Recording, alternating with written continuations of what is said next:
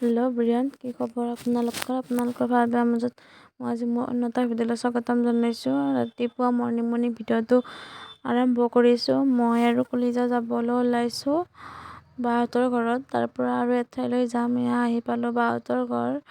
আহি পায়ে কলিজাই নাগাৰা বজাই আছে আৰু ভাগিনী শুই আছে যুঁজি তাইৰ লগত। আৰু এইফালে চাহ খাই ল'লোঁ। চাহ তাহ খাই লৈ আমি মানুহজন আৰু মই যাবলৈ ওলাইছোঁ ঠাইডোখৰলৈ। মানে মোৰ অলপ জণ্ডিছৰ ভাৱ হৈ আছে, তাকে দেখুৱাব গৈছোঁ। ইয়াত কবিৰাজ চিকিৎসক বুলি আছে, এখেত হয় কেন্দুকোনাত আছে এখেত, আৰু বহুত ভাল চিকিৎসা কৰে। আপোনালোকে যদি কৰিব বিচাৰে মোক কণ্টেক্ট কৰিব। আৰু ইয়াতে ঔষধখিনি লৈ আহিলোঁ। আমাৰ বসন্তীখানত অলপ তেলো ভৰাই লওঁ।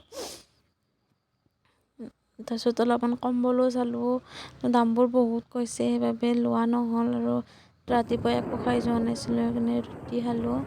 এইয়া নতুনকৈ ব্ৰিজখন হৈছে সেইখন। আৰু আহোঁতে কলিজাই শুই থাকিল।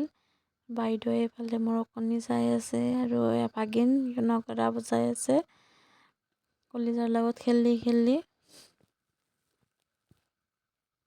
আৰু গধূলিলৈ বুলি চাহ খাব নাস্তা বনাই আছোঁ। এয়া পিঠা বনাই আছোঁ, নাৰিকল সোমাই দি ভিতৰত পিঠা বনাই আছোঁ।